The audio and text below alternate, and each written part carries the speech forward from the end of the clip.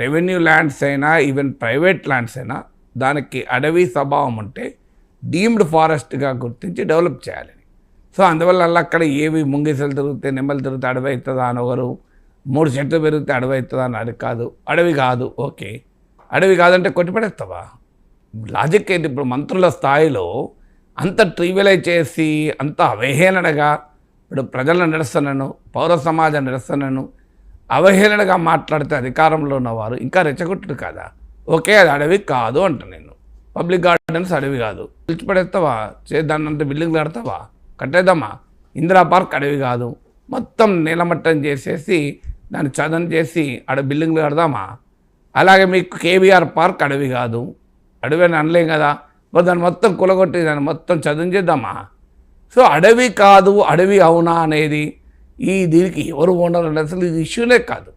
Issue ఏంటంటే జీవ వైవిధ్యంతో కూడిన ఒక గ్రీన్ కవర్, జీవ వైవిధ్యం కూడా పక్క పెడదాం, ఈ గ్రీన్ కవర్ను ఉంచుదామా తీసేద్దామా?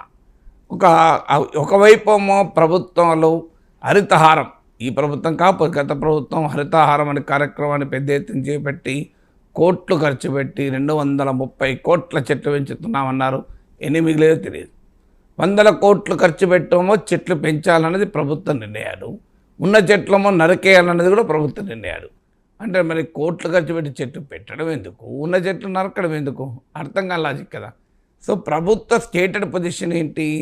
ఇప్పుడు తెలంగాణ ప్రభుత్వ విధానం ఏంటి? నేషనల్ ఫారెస్ట్ పాలసీ 1988 ప్రకారము తెలంగాణలో అటవీ సాంద్రతను, ఫారెస్ట్ డెన్సిటీని, ఫారెస్ట్ కవర్ను 33% వరకు పెంచాలని లక్ష్యం.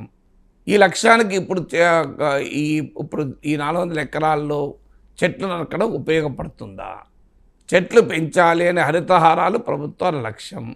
ఈ లక్ష్యానికి ఇప్పుడు ప్రభుత్వం చేస్తున్న పని జేసీపీలో బుల్డోజర్లు పెట్టి ఉన్న చెట్లు నరకడం ఉపయోగపడుతుందని నేను అనేది ప్రభుత్వ లక్ష్యమే. పోనీయండి, అది కాంగ్రెస్ ప్రభుత్వ లక్ష్యం కాదని చెప్పవనండి. అడవులు పెంచడం మా లక్ష్యం కాదు, గ్రీన్ కవర్ పెంచడం మా లక్ష్యం కాదు, ఇంకెక్కడన్నా గ్రీన్ కవర్ కనబడితే తీసిపడేయడమే మా లక్ష్యం, డెవలప్మెంట్ పేరిట అని చెప్పమండి. చెప్తారు అది ఎవరైనా? సో అందువల్ల ప్రభుత్వాలు ఏ పార్టీ ఉన్నా లక్ష్యం ఏంటి?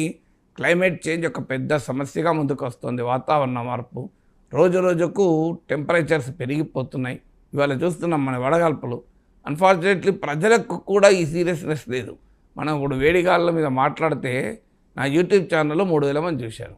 అదే వేడివేడి పాలిటిక్స్ గురించి మాట్లాడితే 3 లక్షలు చూస్తారు. అంటే ప్రజలకే పర్యావరణం మీద ప్రేమ లేకపోతే ఎట్లా అనేది నాకు ఆవేదన. సో వేడిగాళ్ళ మీద మాట్లాడితే ఎవరికి ఇంట్రెస్ట్ లేదు, వేడి రాజకీయాలు ఇంట్రెస్ట్. సో ఇది సమాజంలో కూడా ఈ ధోరణి ఉంది. ఇదే ప్రభుత్వాలకు అడ్వాంటేజ్ అవుతుంది. అంటే ప్రజల్లో ఉన్నటువంటి ఒక రకమైన ఇండిఫరెన్స్, అంటే నాకేంది వాతావరణ మార్పు అంటే పెద్ద అసలు ఇష్యూనే కాదు అని. సో అలాంటి అంశాలు మనకు ఏమైనా వేడివేడి రాజకీయాల మీద ఉన్న ఆసక్తి, పర్యావరణపరమైన పరిరక్షణ ఏంటి, దాన్ని జరుగుతున్న నష్టం ఏంటి, క్లైమేట్, దీనివల్ల ఏమవుతుందంటే అది ఒక డిబేటబుల్ పాయింట్గా ఉండడం లేదు. మీడియా ఒక ఎజెండాను సెట్ చేసి సమాజంలో ప్రభుత్వ వ్యవస్థలపైన ఒత్తిడి తెస్తాయి. అది తేవాలి అంటే ప్రజలకు ఆసక్తి ఉండాలి. హీట్ వేవ్ గురించి మాట్లాడితే ఎవరు చూడకపోతే, ఎవరు చదవకపోతే మీడియా కూడా దాన్ని పట్టించుకోదు. మీడియా కూడా వేడివేడి రాజకీయాలు పట్టించుకుంటుంది.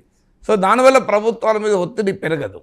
సో ప్రభుత్వం ఈవెన్ ఇప్పుడు ఎస్సీలో విద్యార్థులు వచ్చి పోరాటాలు చేస్తే అది ఇష్యూ అయింది తప్ప కేవలం పర్యావరణం కొరకైతే ఇష్యూ అయ్యేదా? దాంట్లో రాజకీయాలు చేరే వరకు ఇష్యూ అయినాయి. రోజు రాజకీయాలు లేకపోతే ఇష్యూ అయ్యేదా? సో అన్ఫార్చునేట్ ఏంటంటే సమాజం యొక్క దృష్టి కూడా ఈ వాతావరణ మార్పు పైన పడాల్సినంతగా పడడం లేదు.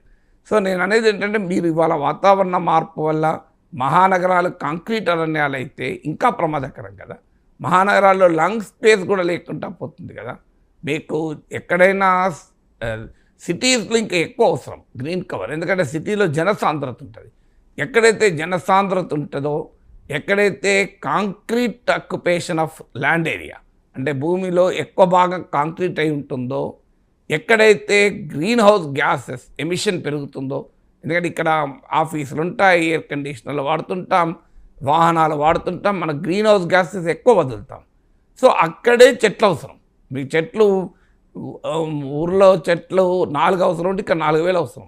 ఎందుకు అవసరం అంటే నేను చెప్పిన ఈ 3-4 కారణాలు. ఒకటి, మన గ్రీన్ హౌస్ గ్యాసెస్ ఎమిషన్ సిటీస్లో ఎక్కువ ఉంటాయి, ఎందుకంటే వాహనాల రద్దీ ఎక్కువ, భవనాలు నిర్మాణం ఎక్కువ, మీకు జనసాంద్రత ఎక్కువ, హ్యూమన్ వేస్ట్ ఎక్కువ, అన్నీ ఎక్కువ కదా మనకి ఇక్కడ. సో ఇలాంటి ప్లేస్లో నీకు ఎక్కువ చెట్లు అవసరం. వాటర్ సింక్ ఏరియా తక్కువ, ఎందుకంటే నీరు భూమిలో లోపలికి ఇనికిపోతేనే మనం ఏమైనా భూగర్భ జలాలు వాడగలం. ఒకవైపు ఇంకుడు కుంటలు పెడుతూ ఉంటాం, సహజమైన ఇంకుడు కుంటలేమో తీసిపడేస్తాం. ఇంకుడు గుంటలేమో లక్షల కోట్లు ఖర్చు పెట్టి ఇంకుడు గుంటలు తయారు చేస్తుంటాం. దానిపైన పెద్ద చర్చలు జరుగుతుంటాయి.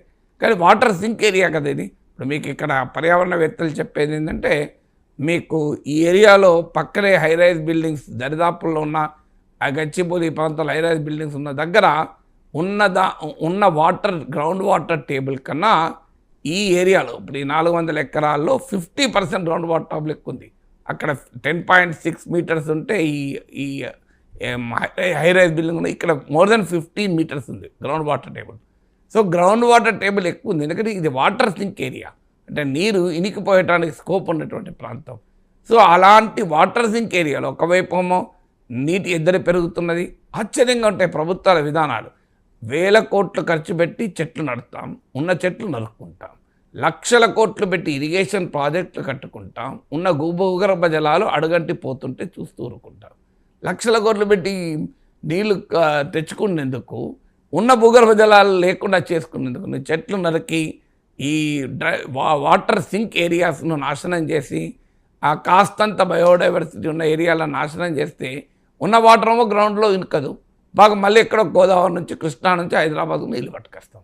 అసలు లాజిక్ ఉంది ఇక్కడ. ఒక ప్రభుత్వం చేసే పనులలో ఈ ప్రభుత్వం ఆ ప్రభుత్వం కాదు. మీరే ఒకవైపు లక్షల కోట్లు ఇరిగేషన్ ప్రాజెక్టుల మీద ఖర్చు పెడతారు, వాటర్ ప్రాజెక్ట్స్, మరోవైపు గ్రౌండ్ వాటర్ లేకుండా చేస్తారు ఈ చెట్లు నరికి. అది ఎట్లా కరెక్ట్ అవుతుంది? సో ఒకవైపు ఇవాళ మనం చూస్తున్నాం కదా ఢిల్లీ పరిస్థితి, యమునా నదిని కలుషితం చేసుకున్నారు. యమునా నది ఢిల్లీలో ప్రవహించే పాత్ర తక్కువ, ఏరియా తక్కువ, కానీ ఢిల్లీలోనే యమునా నది కాలుష్యం ఎక్కువ. ఇలా యమునా ఢిల్లీలో ఏమున్నది, ఆఖరికి ఏ పరిస్థితికి వచ్చాం, ఒక ఆడ్ ఈవెన్, అంటే ఒకరోజు ఒక నెంబర్ కార్లు ఉంటే ఇంకో రోజు ఇంకో నెంబర్ కార్లు పోవాలి. ఎయిర్ ప్యూరిఫైయర్లు కొనుక్కొని బతుకోవాల్సిన కర్మ పడుతుంది పౌరులకు. అది హైదరాబాద్లో కూడా తెచ్చుకుందామా?